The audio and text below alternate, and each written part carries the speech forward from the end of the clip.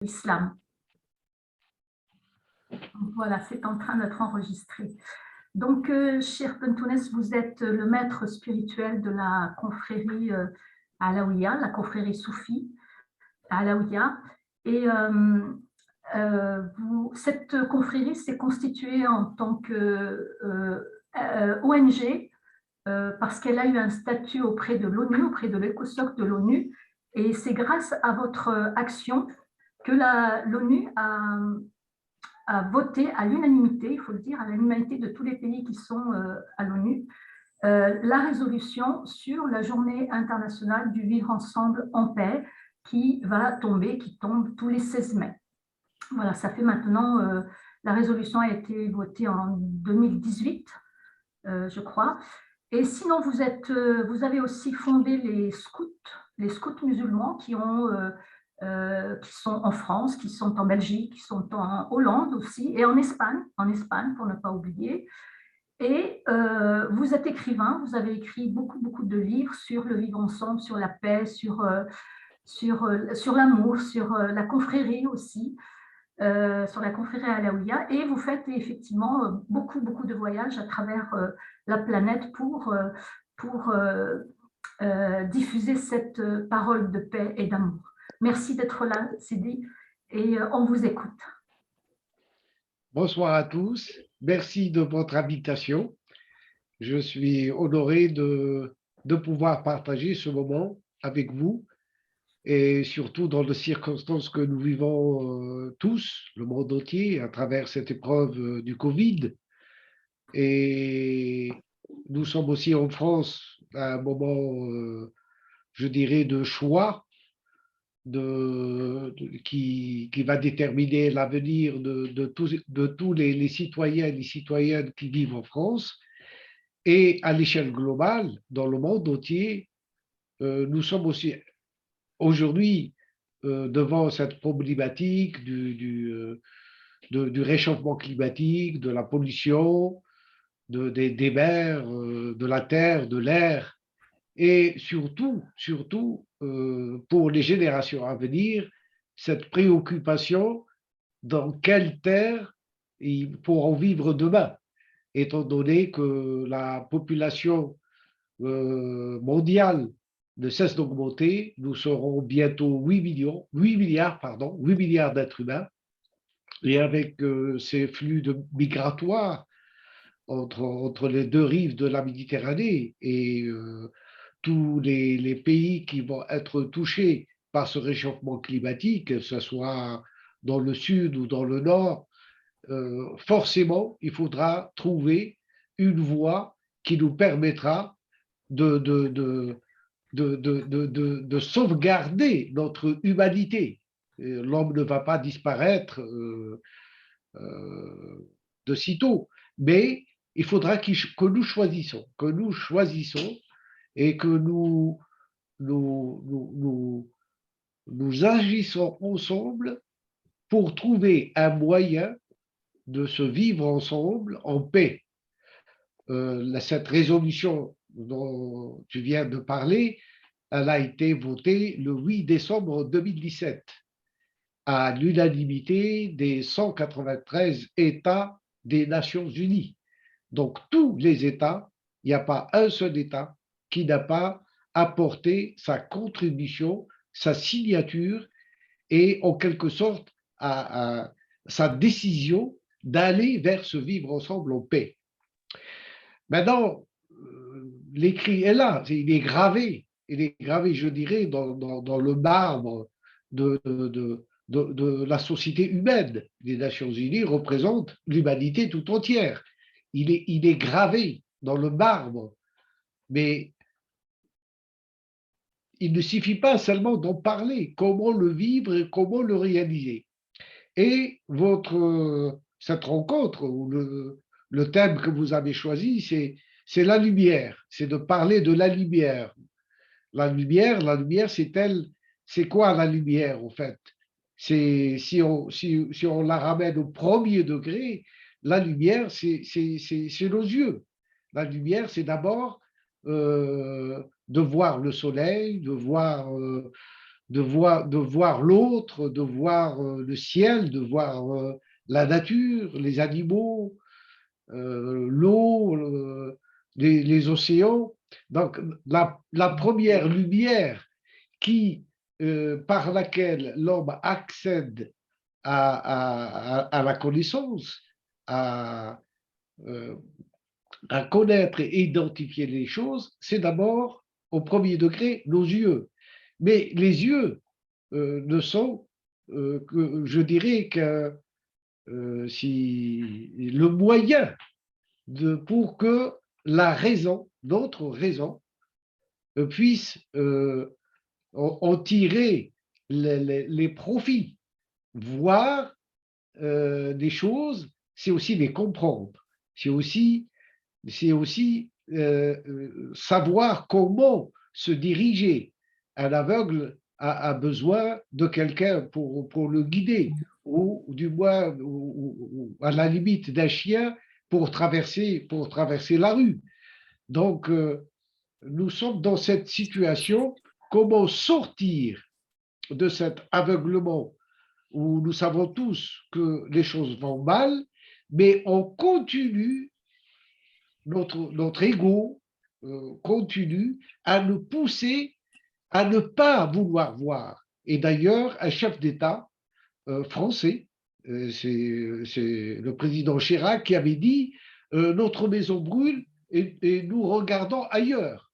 C'est-à-dire, nous ne voulons pas voir les problèmes qui sont devant nous, des problèmes urgents, des problèmes qui engagent le futur de nos enfants et nos petits-enfants. Et nous ne voulons pas changer d'attitude. Donc la première des lumières, c'est la lumière de la raison.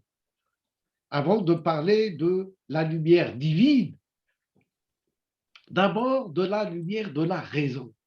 Est-ce qu'aujourd'hui, on n'est pas en quelque sorte en train de déraisonner? La raison elle-même est en train de déraisonner. Nous sommes arrivés à un seuil où chacun de nous sait qu'il nous faut un changement, Oui, Leïna. qu'il nous faut une transformation personnelle, individuelle et collective. Et pour cela, tu peux m'envoyer le mail là pour... Coupez vos micros, s'il vous plaît. Et pour cela, à mon avis, il faut que nous passons au stade de cette éducation à la culture de la paix. La paix qui est essentielle à la vie en société, la vie entre les gens, la vie familiale, la vie dans les villes, le voisinage, et entre pays. Nous retombons, nous rechutons encore, en revenant en arrière, et nos égos nous poussent à être les uns contre les autres. Au lieu de construire un idéal, de construire une pensée, de construire un système qui nous fait émerger, sortir de ces oppositions qui vont certainement nous emmener vers des problèmes de plus en plus, je dirais, conflictuels, sur tous les plans. Et pour cela, il faut l'éducation. Il faut qu'on éduque aujourd'hui nos enfants à se vivre ensemble pour qu'ils puissent construire leur avenir l'un avec l'autre et pas l'un contre l'autre. Il faut sortir de cette problématique du chacun pour soi, de rassembler nos avoirs, nos savoirs, nos compétences, notre sagesse, notre technologie, à sortir de cette problématique des oppositions. Et je voudrais donner l'exemple par les lettres de l'alphabet. La connaissance débute par l'apprentissage des lettres de l'alphabet. Alors, vous me direz, qu'est-ce qu'il y a où est ce lien qui lie l'alphabet à la lumière? Ben, si nous faisons l'histoire de l'humanité, nous verrons que l'être humain n'a su construire une civilisation qu'une fois qu'il a pu lire et écrire, transmettre ses connaissances de génération en génération, de transmettre des valeurs de génération en génération, de transmettre de la philosophie, des mathématiques, de la médecine. Par l'expérience, chaque génération a fait l'expérience le jour où elle a pu s'exprimer par des lettres et laisser une trace de son savoir, de ses connaissances. Et nous découvrons jusqu'à aujourd'hui des trésors des civilisations du passé, qu'elles soient en Afrique, en Asie, en Amérique. Toutes les civilisations nous ont laissé des traces de cette mémoire à travers des signes et à travers cet alphabet qui, d'elle, est sorti la connaissance et qui a fait de l'homme ce qu'il est aujourd'hui. Et si je prends l'alphabet, c'est parce que l'alphabet nous donne l'idée de la relation. Une lettre toute seule ne signifie rien. Elle a un corps et elle a un son. Le A ou le X ou le Z, c'est un son. C'est une vibration. Mais seule, elle ne signifie rien. Mais associée à d'autres lettres, elle forme à ce moment-là un mot qui donne du sens. Vous parlez du mot amour. Mais le mot amour, c'est parce que plusieurs lettres se sont liées les unes aux autres. Elles se sont construites en acceptant de se lier, de mettre le A associé au M, associé au O, associé au U, associé au R. C'est qu'elles ont pu, par les liens, en créant des liens entre elles, donner du sens.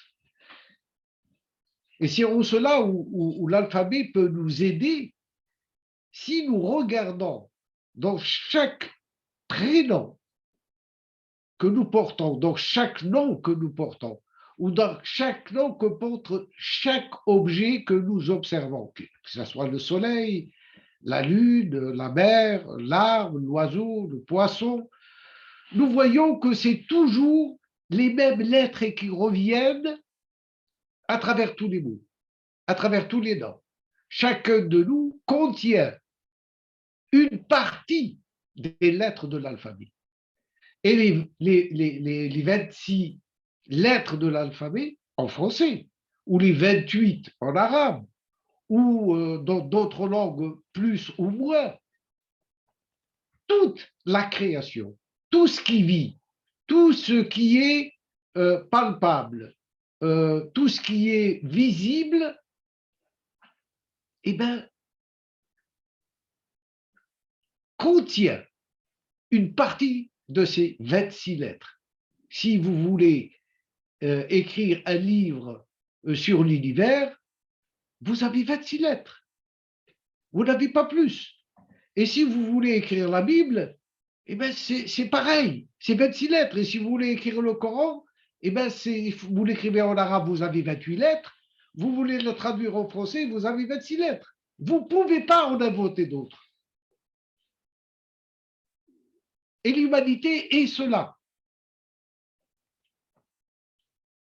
Et ça, c'est faire appel à notre sens,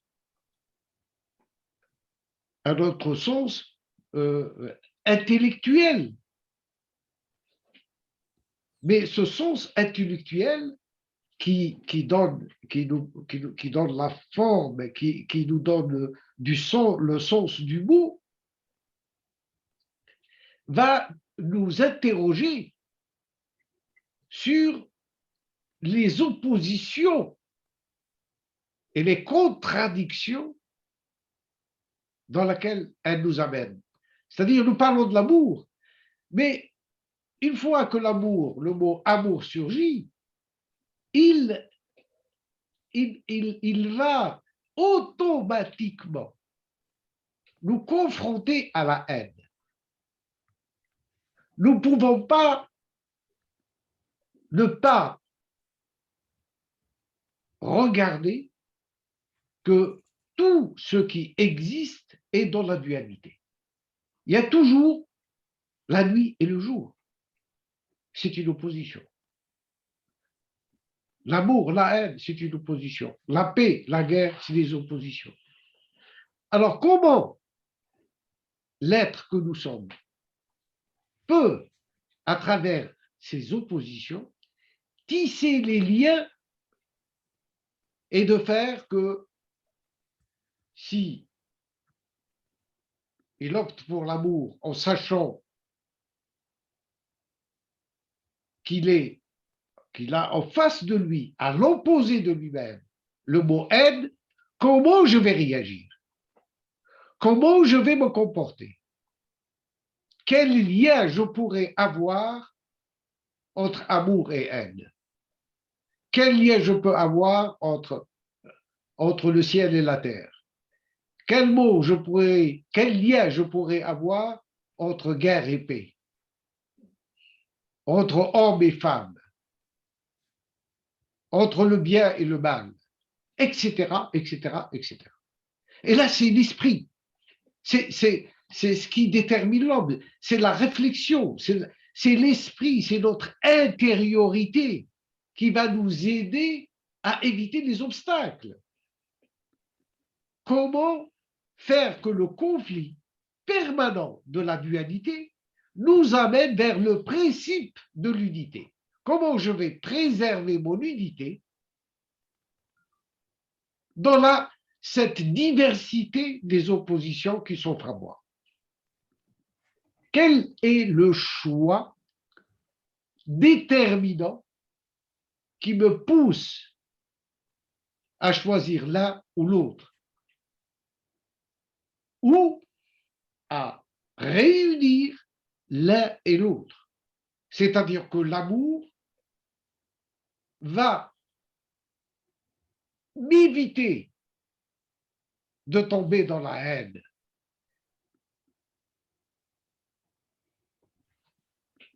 Que la paix va m'éviter d'aller vers la guerre. Et ça, c'est tout un comportement, tout un travail sur soi que je ne peux éviter.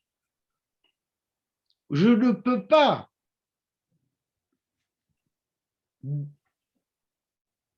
faire en sorte de ne pas voir que cette dualité, elle est permanente, elle est constante, elle s'offre à moi tous les jours. Par le regard, je peux regarder quelqu'un et dans ce regard, le regard peut être d'une violence. Le regard peut aussi être d'un grand amour. Quand un amoureux regarde ce qu'il aime, sans parler,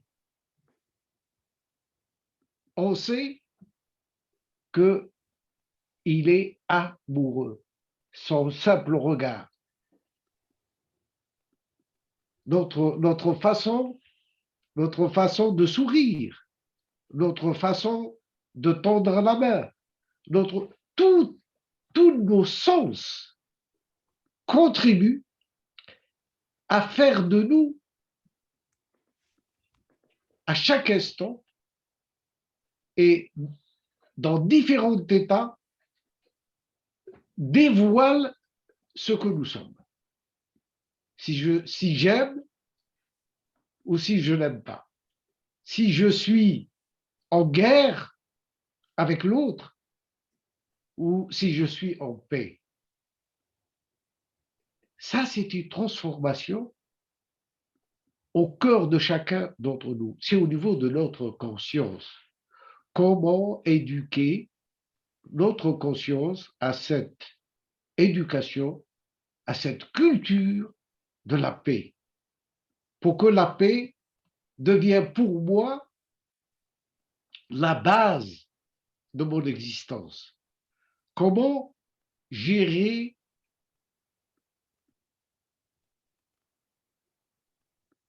ce qui m'entoure, ce qui fait ce qui est fait,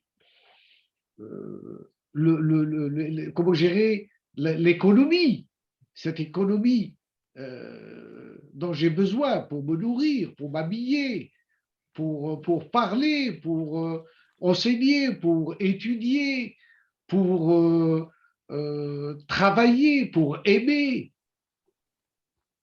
et pour subir aussi les épreuves que la vie. Les épreuves sont inévitables. Ils sont dans le parcours de notre vie. Nous avons des gens que nous aimons, mais ils tombent malades. Ils ont des accidents. Ils peuvent mourir. Quelle est notre réaction? Comment faire en sorte que pour mon environnement soit pacifié, apaisé, et surtout au moment des épreuves et des difficultés. Et ça, c'est une éducation. C'est une éducation. Certains l'appellent éducation spirituelle, d'autres l'appelleront autrement, mais c'est éduquer notre être intérieur. C'est éduquer, c'est nourrir notre conscience, la faire grandir et voir que c'est par les liens positifs que l'être laisse une trace de son passage éphémère sur Terre. Nous sommes tous dans la plénitude. Nous consommons la vie tous les jours et nous produisons notre mort. Chaque jour qui passe, c'est un jour de moins dans notre vie.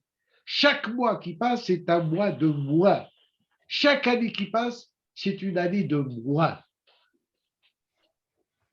Nous sommes des consommateurs de vie et des producteurs de notre propre mort. Nos cellules sont faites ainsi. Notre corps, notre vêtement biologique, il vieillit. Il n'est pas éternel. Donc, sachant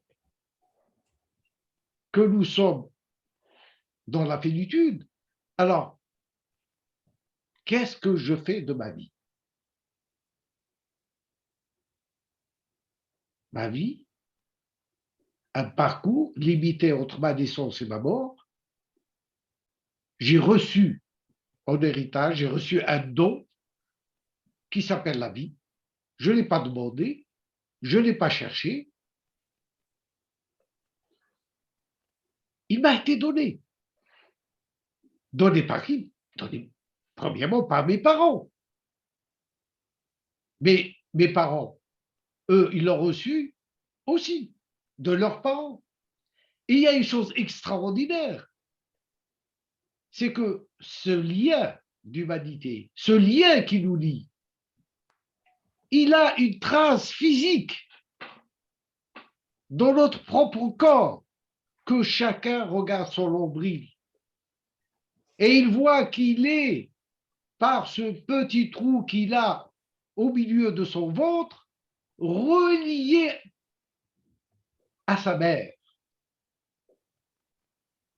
Et quand il est né, eh ben, on a dû faire quoi? On a dû le séparer. On lui a coupé le cordon ombilical. On l'a coupé. Mais sa trace reste. Je suis lié à ma mère, elle est liée à sa mère, sa mère est liée à sa mère, et ainsi de suite. Et on voit que l'humanité tout entière, à un moment donné, si nous regardons nos gènes, si nous regardons nous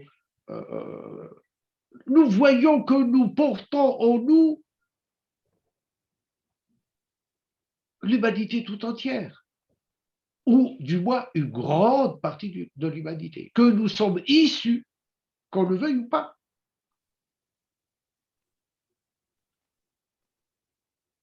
Issus d'une humanité qui nous a précédés et dont on est aujourd'hui le résultat. Vos micros, s'il vous plaît, coupez-les. Donc, vous voyez bien qu'il nous faut aller vers l'esprit pour nous éclairer, pour nous donner la lumière, pour éclairer notre raison. Elle-même éclaire notre comportement. Coupez vos micros, s'il vous plaît. Sans cette lumière, l'homme est aveugle. Et quand je dis aveugle, ce n'est pas dans le sens où nos yeux ne voient pas. C'est notre conscience qui est aveugle. C'est notre cœur. La tradition parle du cœur. Mais le cœur, c'est rien d'autre que la conscience d'un être humain. C'est elle qui fait de nous des êtres, je dirais, à part. Parce que si nous regardons tous les créatures, les autres êtres, que ce soit les animaux, que ce soit les végétaux, que ce soit même les minéraux, minéral, végétal, animal, l'homme, il est quoi? C'est un animal intelligent. Et son intelligence, c'est quoi? C'est sa conscience. C'est sa conscience qui le différencie du reste. Mais si notre conscience est arrivée à un point de coupure dans cette chaîne du vivant, que nous sommes devenus un problème pour nous-mêmes, mais pour les autres créatures. N'oublions pas qu'en conséquent, par notre aveuglement, 70% du vivant a disparu. 70% en 50 ans. C'est énorme.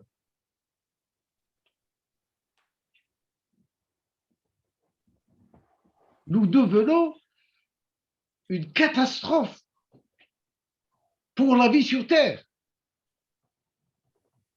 Et nous ne voulons pas nous réveiller. Nous ne voulons pas nous éveiller. Nous ne voulons pas reconnaître que nous sommes un problème pour nous-mêmes et pour les autres. Et qu'il faut une alternative. Que cette économie du profit, d'où vient cet aveuglement, cette source de notre propre malheur, qui est de penser uniquement au profit. Et quand je dis le profit, ça résume tout. Cette surconsommation, cette course à l'infini, d'aller toujours plus vite, d'aller de sauter toujours plus haut, mais et en même temps,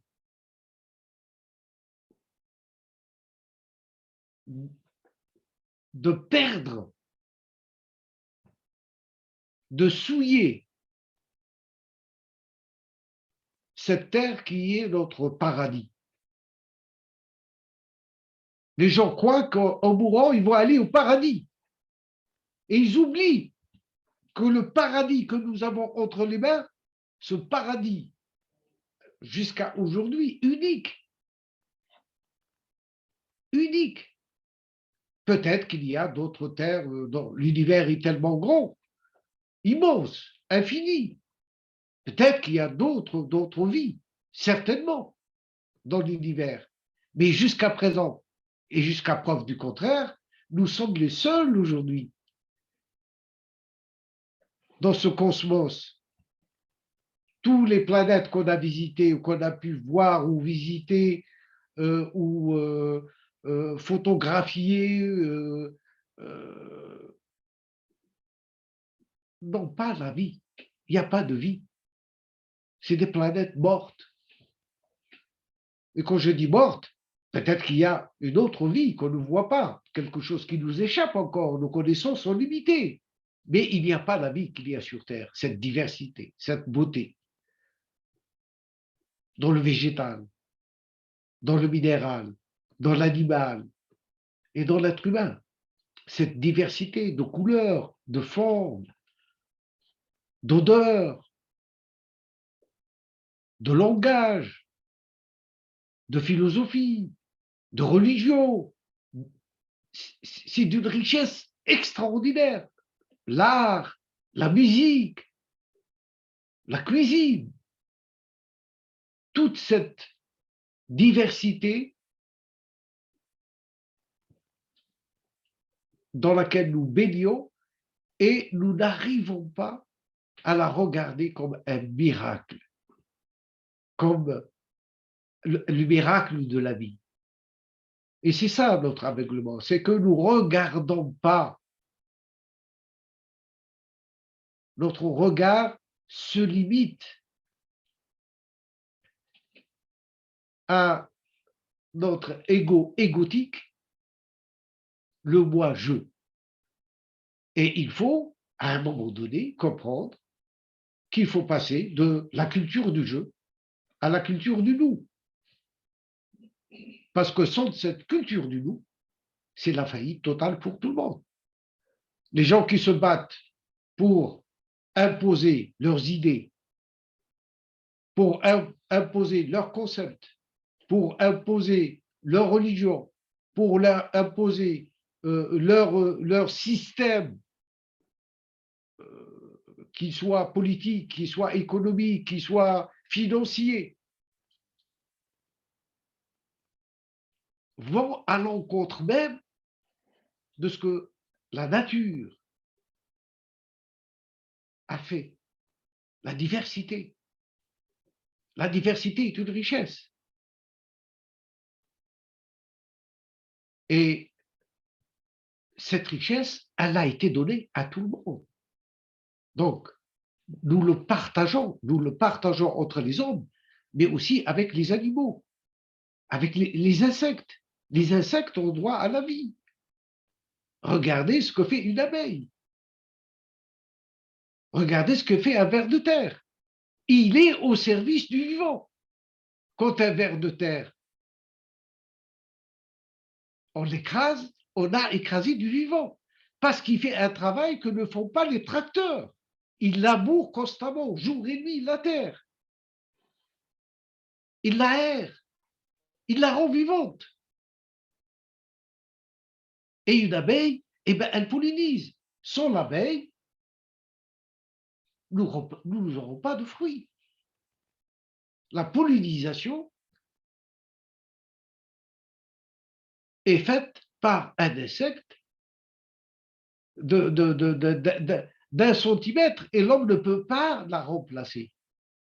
Si elle disparaît, et comme elle, les papillons, tous les insectes pollinisateurs qui font que eh ben, les arbres peuvent produire des fruits et que nous soyons les bénéficiaires. Nous pouvons les sentir, nous pouvons les cueillir, nous pouvons les manger. Donc, cette ingratitude de l'émoi égotique, et il ne faut pas dire que c'est les autres. Nous sommes tous responsables. Tous responsables. Aucun de nous ne s'applique à trouver réellement la paix en lui et la rayonner autour de lui, la semer autour de lui. Nous avons tous un programme et notre programme, c'est le moi-je. Peut-être un peu plus, moi et les miens. Mais je ne peux pas considérer tous les lettres de cet alphabet dont nous avons parlé au premier, qu'elles sont toutes nécessaires. S'il y a une lettre qui disparaît, notre alphabet devient inopérant. C'est en acceptant les lettres droites et les lettres tordues.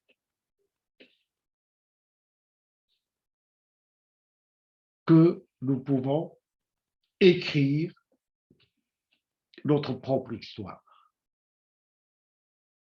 que nous pouvons transmettre nos propres connaissances. Donc, excusez-moi, j'étais peut-être un peu trop long. Je crois que vous m'avez donné une demi-heure, donc voilà, j'attends vos questions et j'essaierai dans la mesure du possible de vous répondre. Vous avez passé la cinquantaine, arrêtez immédiatement les crèmes anti-âge, les sérums, le botox ou l'acide hyaluronique. C'est quoi Ça ça? vous ravage et ça me... Saviez-vous qu'il existe 5 aliments très... S'il vous plaît, vos micros. Merci.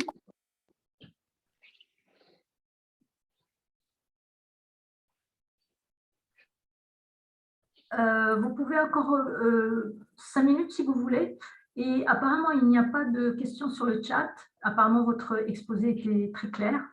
On a bien compris que la lumière qui nous manquait, qui manquait aux êtres humains, faisait qu'on ne partage pas, faisait qu'on n'applique pas les mots d'amour et de paix. Moi, personnellement, si vous permettez, Sédéchir, si vous avez 5 minutes pour parler de ce fameux verset de la lumière qui existe dans le Coran, rapidement, si vous voulez bien. Alors, je pense que dans le Coran, comme dans d'autres livres, la lumière, elle a toujours été présente. Et effectivement, dans la tradition coranique, il y a une sourate, il y a toute une sourate, un chapitre entier qui s'appelle la sourate de la lumière. Et elle nous parle, puisque les paroles du Coran, on dit qu'elles sont divines. C'est une révélation, c'est-à-dire qu'un homme a reçu cette révélation. Et déjà, cette révélation qui vient et qui vous parle de la lumière, c'est une lumière en soi. Parce que, je dis, elle éclaire notre intériorité, elle éclaire notre conscience, elle éclaire notre raison, et elle nous permet de transmettre cela à travers des lettres. C'est écrit. C'est écrit. C'est une sourate, c'est un chapitre. Et cette sourate, elle parle de la lumière. Allahu nuru samawati wal ard. Dieu est lumière des cieux et de la terre. Donc, si les lumières, et nous savons ce que c'est que la lumière,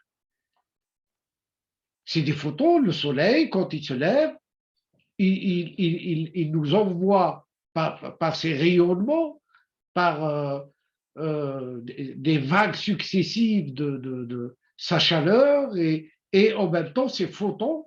Et ces photons, on ne les voit pas. On ne les voit pas, on ne peut pas les toucher, on peut pas. La lumière, c'est invisible. Mais elle rend les choses visibles.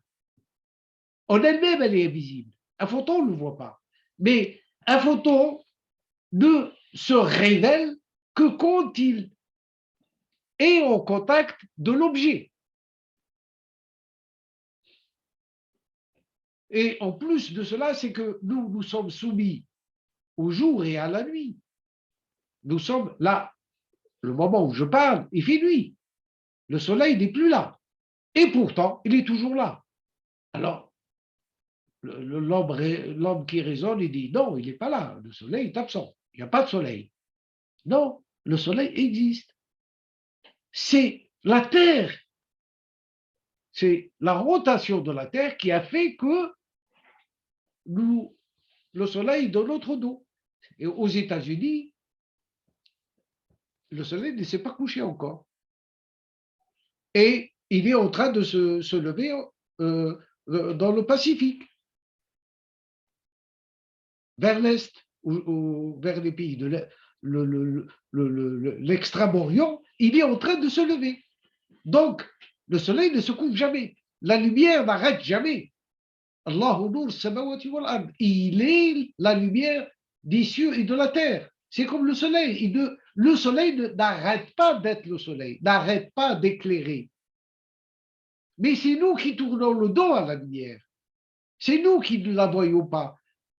C'est nous qui sommes incapables de pouvoir réfléchir la lumière qui nous est envoyée. Nous lui tournons le dos. Et c'est en cela que l'aveuglement, alors qu'on n'a jamais, l'humanité, je pense, du passé, n'a jamais atteint le degré de bien-être dans lequel nous sommes aujourd'hui. Nous avons, au niveau, à tout point de vue, nous avons plus d'habits, nous avons des logements meilleurs, nous avons, pour une grande partie de l'humanité, même s'il y a encore 2 milliards d'êtres humains qui souffrent, et qu'il y en aura de plus en plus. Mais il n'empêche, les bienfaits qui sont à notre portée aujourd'hui n'ont jamais été pour un si grand nombre. Mais nous sommes incapables d'être dans cette attitude de remerciement, dans cette attitude de contentement. Nous voulons toujours plus, et encore plus, et encore plus, et encore plus. Pour faire quoi? Pour se diviser davantage. Jamais on n'a été connecté comme on est aujourd'hui. Je suis avec vous. Il y a plusieurs pays. Vous avez dit qu'il y avait plusieurs pays, plusieurs villes. En un instant, nous communiquons, nous pouvons nous voir. Mais regardez l'état de nos sociétés. Jamais il y a eu autant de fractures. On appelle ça le confinement. Chacun est confiné intérieurement, coupé de l'autre.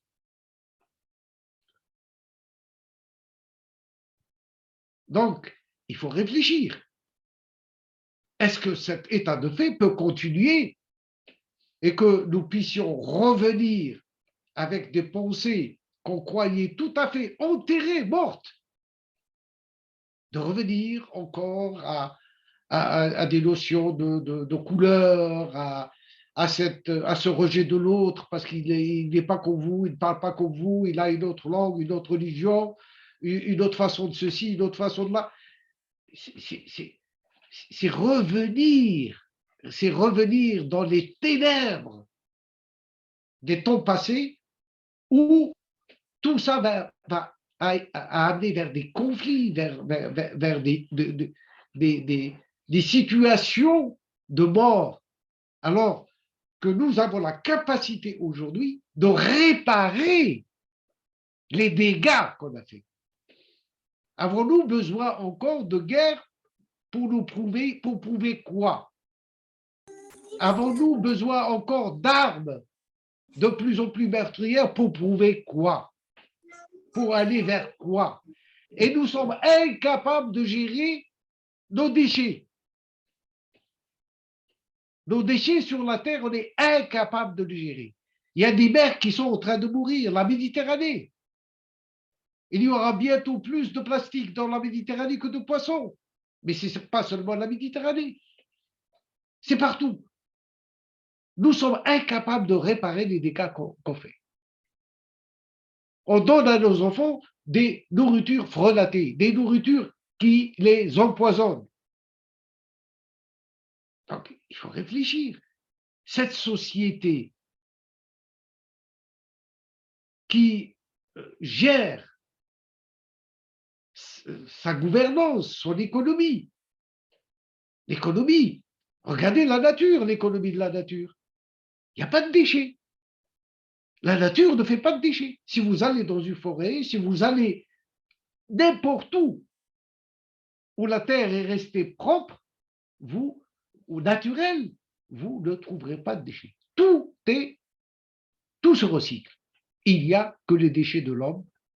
Là où il y a les hommes, il n'y a pas de recyclage. Nous empoisonnons et nous empoisonnons la terre. Alors que nous avons des capacités aujourd'hui de pouvoir envoyer, peut-être demain, déjà l'homme est parti sur la Lune, peut-être demain, ça sera Mars. Et nous sommes incapables de gérer nos propres déchets. Alors imaginez si on pouvait nous comparer à des animaux. Même les animaux sont plus propres que l'être humain. Parce que l'animal gère ses déchets.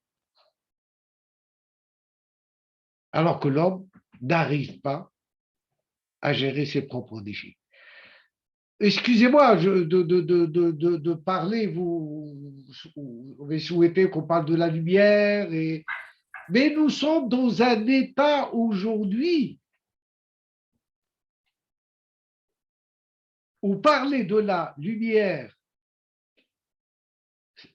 sur lumière, comme ça saura le dire, et lumière sur lumière, c'est-à-dire la lumière multipliée par elle-même.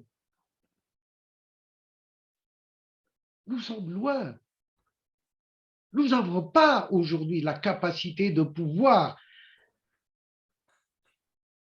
comprendre le sens de ces mots. Notre ego nous a aujourd'hui, c'est comme lobotomisé.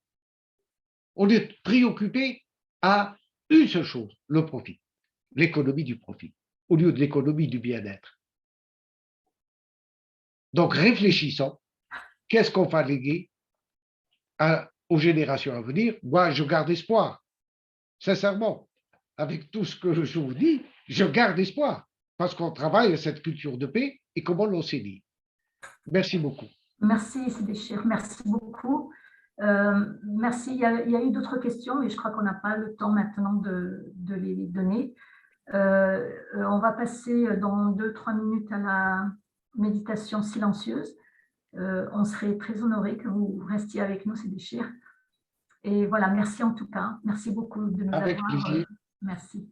Merci à tous. Merci. Donc, on va dans 2 minutes à peu près faire notre méditation silencieuse, si vous voulez bien. Assurez-vous d'être bien assis. Désolée pour ceux qui ont posé des questions, notamment, c'était assez intéressant sur les peuples qui n'avaient pas trouvé, qui n'avaient pas encore l'alphabet, mais qui avaient une sagesse orale, justement. Je trouve que c'est assez, effectivement, c'est assez parlant. Voilà. Nous allons donc nous installer, être bien assis. On va fermer les yeux, si vous voulez bien, pour être recentré sur soi-même, pour être recentré sur ces mots d'amour et de paix dont on vient de parler. Et puis, on va essayer d'avoir les pieds bien ancrés sur terre, dans notre terre-mère. Et puis, essayer de ralentir sa respiration. Ça nous permet de nous recentrer aussi sur soi-même. Et puis essayer d'élever notre esprit vers la lumière, justement, vers le ciel, pour essayer de diffuser ces mots d'amour et de paix sur nous-mêmes, sur ceux qui nous sont proches, sur tous ceux qui sont avec nous ce soir et ceux qui ne sont pas avec nous, mais aussi sur la terre entière, si c'est possible. Merci d'être là. On va rester en silence pendant une quinzaine de minutes, si vous voulez bien. Merci.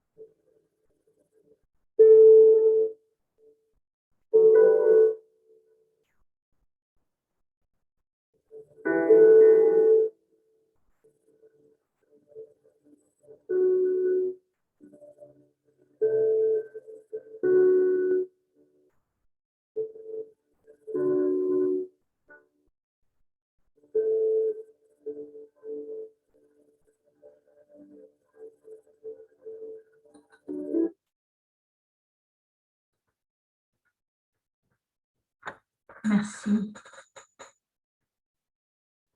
Merci à toutes et à tous. Merci à Sidi Cheikh Khalid Bentounes pour son message et sa présence.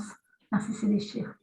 Merci à vous tous d'avoir Merci. eu la patience de m'écouter. Merci. Bonne Merci. semaine à tous. À bientôt, je l'espère. Au Au revoir. revoir. Inch'Allah, au revoir. Beaucoup de lumière à chacun et chacune. Merci. Au revoir.